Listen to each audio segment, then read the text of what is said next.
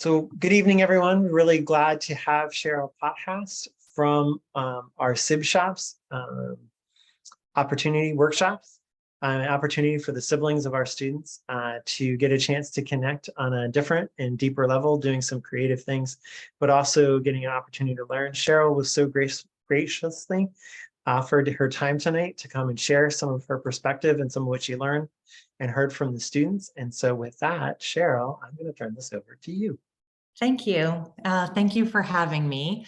So in addition to a SIB shop facilitator, I'm a child life specialist working in the hospital and the community. And so SibShops is something I do because I have a passion for siblings who are sometimes forgotten in the mix of a very lively and active family dynamic. And so I wanted to share with you a bit about the SibShop program and then give you some more details about some of the things that we've learned from your kids during the time that we've spent together. So I'm just going to share my screen here.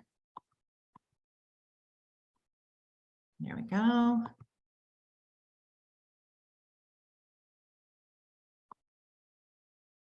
Hopefully everybody can see that. Yes. Okay, so for those of you who aren't familiar, and I apologize if you're very familiar or if your kids have attended a lot of our programs, but it's essentially SibShops is an opportunity for brothers and sisters who have extra health and developmental needs to meet with other kids that have a shared experience. We ideally hope that they learn something new. Often we talk about controllables and uncontrollables and coping techniques and things that help them survive as a sibling in general. And we try to do it in a fun way. So typically in the hospital setting, SibShops are broken out by diagnosis. For instance, kids who have a brother or sister with cancer, that group meets together. In the community setting, we have a variety of kids with very unique and different needs. But I did want to share with you that the majority of the children that have joined the Strive group have had autism as part of their diagnosis. So SibShops are important. Obviously, parents are going through the same experience as children, but children experience things quite differently.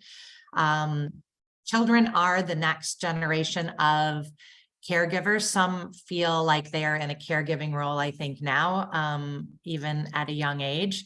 But the research shows that when children grow into adults, that oftentimes the typically developing sibling plays a big role in the life of the sibling who might have extra needs.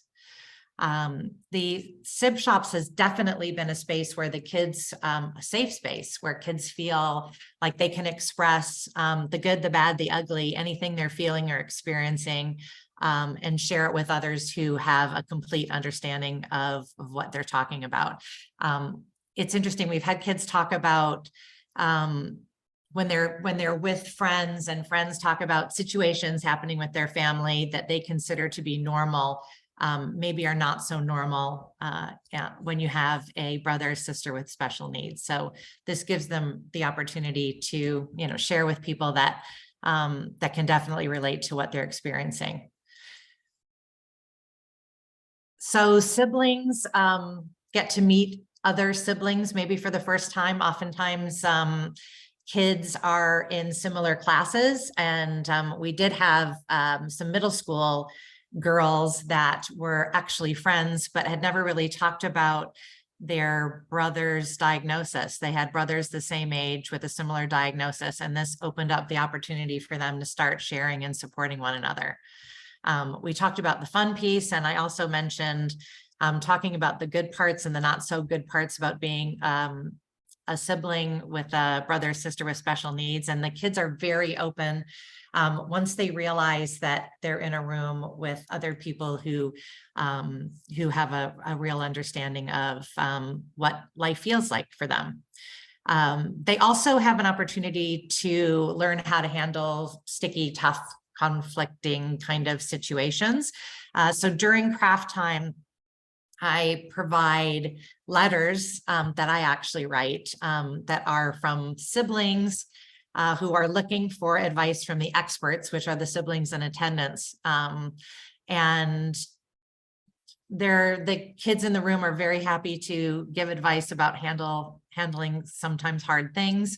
And then I also encourage them to bring up their own situations so that they can get support from some of their peers. And the great news is that they're very willing both to give advice and to get advice. So I think that's a really wonderful thing.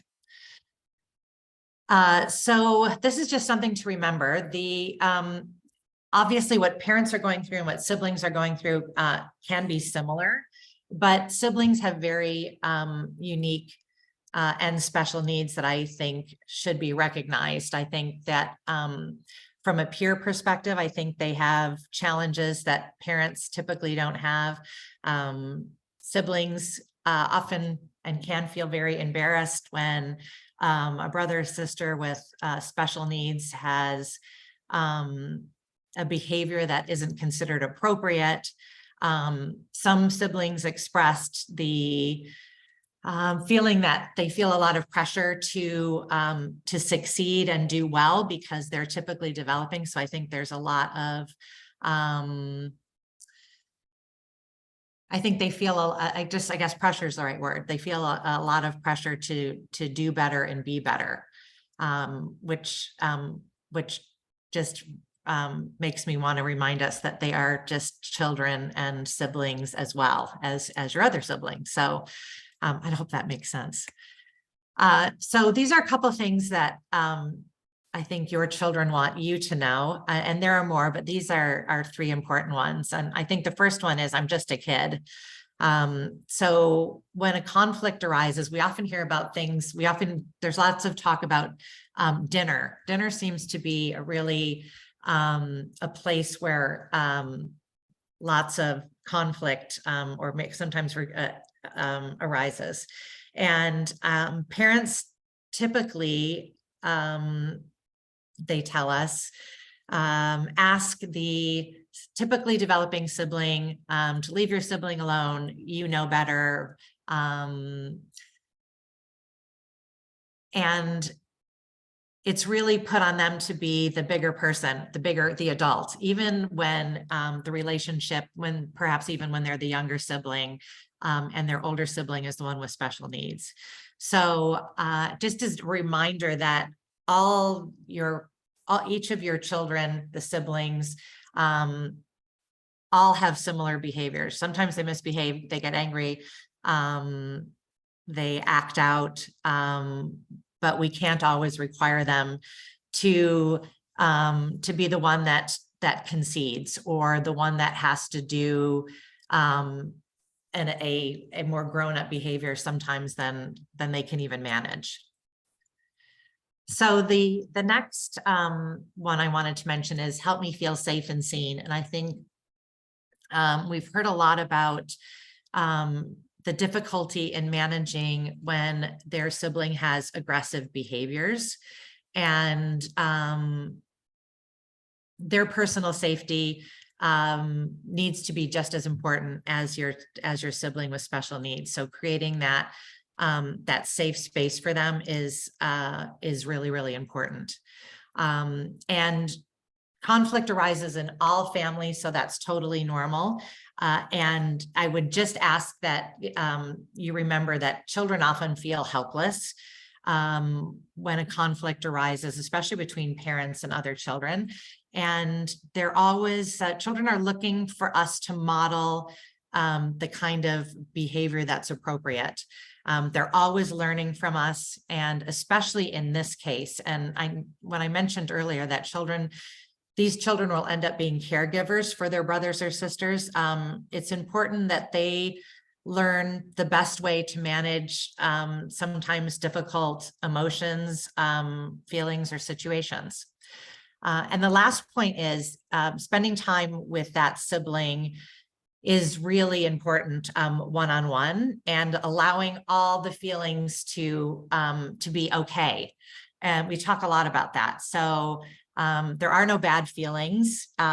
Feeling frustrated or angry or upset is all okay. And sometimes our kids aren't looking for us to fix things or to solve something. I think they're just looking for us to be present. So I think being present and being open to talking about difficult feelings is really important. And the last one is help me to understand. And I think, as you can imagine, your children go through different developmental stages, so their needs change in terms of information. What you might share with a first grader might not be what you'd share with a fourth grader, but giving siblings accurate and developmentally appropriate information about their brother or sister's disability, its treatment, its implications at school, or at home, or what might be happening in a hospital experience is really important. Knowledge is power, and knowledge helps kids build confidence. And also knowledge helps them have a better sense of what their siblings experiencing, which I think leads to more empathy and more compassion, which is really important.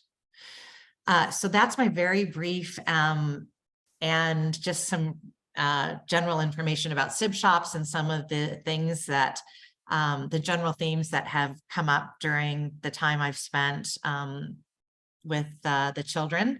And I would love to answer any questions that you might have, or if you have thoughts or feedback on some of the information I shared, I would love to hear that as well. Thanks, Cheryl. Going back to your last slide first, I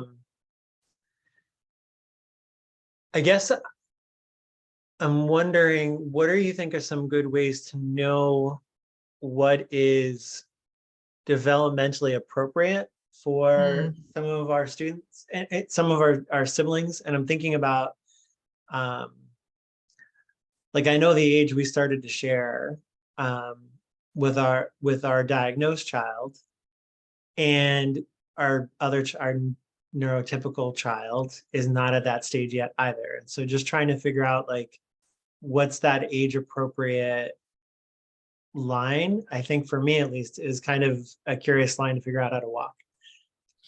Yeah, I think ideally you're open to your kids having questions about things, and that's always the entry point for providing information. So as they ask, why does he or she behave this way, or why does he have to stay after school, or why is she doing physical therapy, or whatever, those are good entry points to provide information. And I always I think the rule for me, and Katie, you can jump in here too, but the rule for me is to provide answers to their questions only, and not go into you don't have to be very deep and very specific, but just give them the information that they're looking for. But I can tell you there are many cases, and I'm referring back to the hospital situation, but it really applies to the community, where children have exposure to a lot of what's happening with their sibling, all the different interventions that are required. And believe it or not, kids cope better with more information than less. I always say nobody likes surprises except for when it's your birthday. So always preparing a kid, even for hard things, is super, super important. But again, I think as your child grows and develops and has more awareness, they'll be asking different questions. And I think the first step is to answer those. Also, I wanted to mention some parents bring their kids along to meetings with the school so that they understand why their brother or sister is in a separate class, doing different work, moving at a different pace. And again, it's what you're comfortable with as a parent, but I think start with answering the questions and then go from there. Does that help? No, I think that really does help.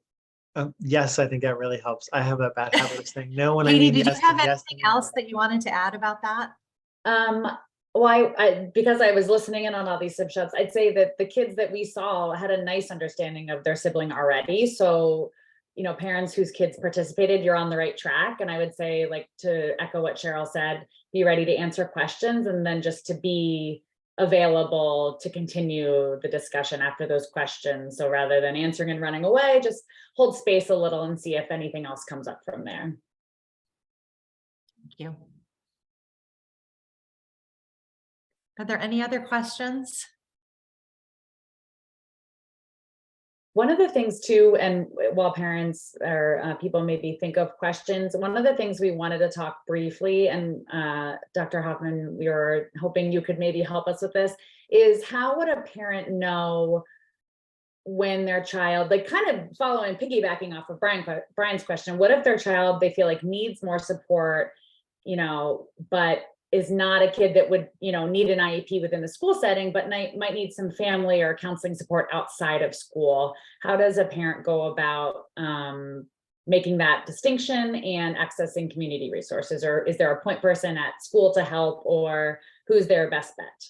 Sure. Thanks, Katie. And thanks, Cheryl. I have to say, I've had wonderful feedback from parents who've attended SibShops.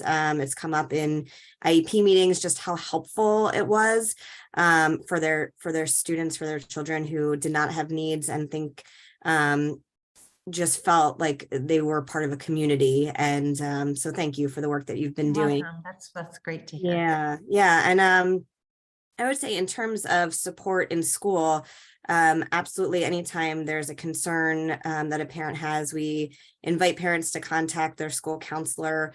There's definitely, you know, times where a check-in might be really helpful for a child, and they just need to know that someone else is aware of what they're going through at home. So, you know, we offer their school counselors at every level in our district. So I think it's really important that parents reach out, or even empower their children to reach out to their school counselor and utilize that as a resource.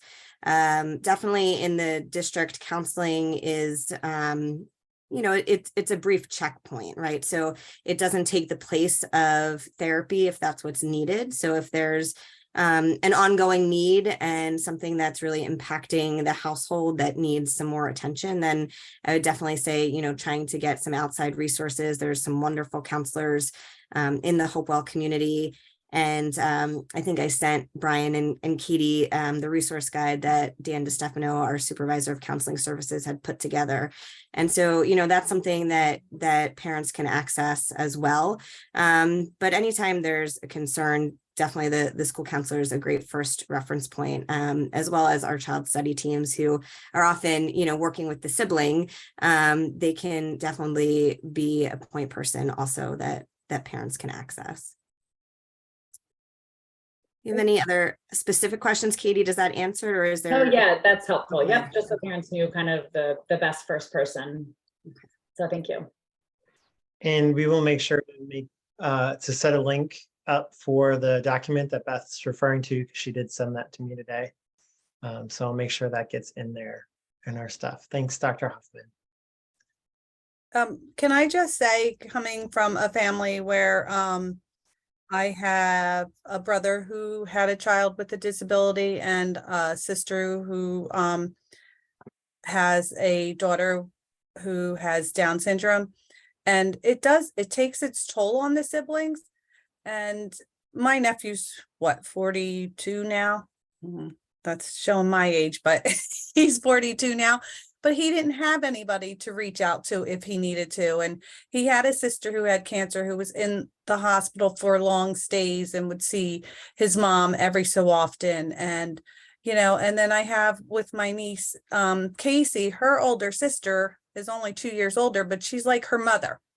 So when they're sitting at the table, Casey gets mad because Carly's a lot of times taking care of her, and Casey doesn't like to be bossed around, and that's how she sees Casey or Carly. So it's, so I think a group like this being able to go and meet with other peers that have family members with disabilities. I think it's such a rewarding thing for them, and it validates everything that they're going through. So I'd like to say thank you for doing something like this for them. And there's also, just so you know, there's a group, if you ever need it or hear of anyone that needs it, that meets and their adult siblings.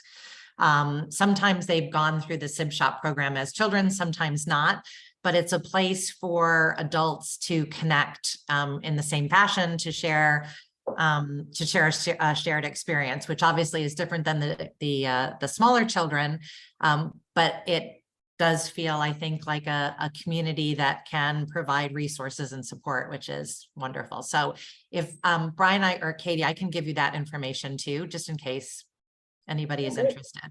Mm-hmm. Perfect. Thank you. You're welcome. All right. There were no questions in the chat. Does anybody else have any questions before we let Cheryl go?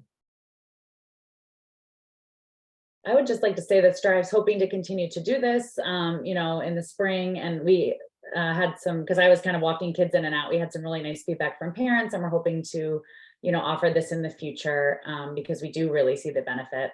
And, you know, we're hoping to think of ways to support those siblings through other things, you know, connecting them through some of our other events. So some of that further information will be forthcoming from Strive. And I know that we've asked this, if you're interested in having your child connect with other children who are present at their specific workshop, we're happy to share contact information so that they can meet and continue to build a relationship outside of the more formal workshops. So if you're interested, please let Katie know. That would be great too. All right, great. Thank you again so much, Cheryl, for coming out tonight, and we will make sure to connect with you soon. Okay.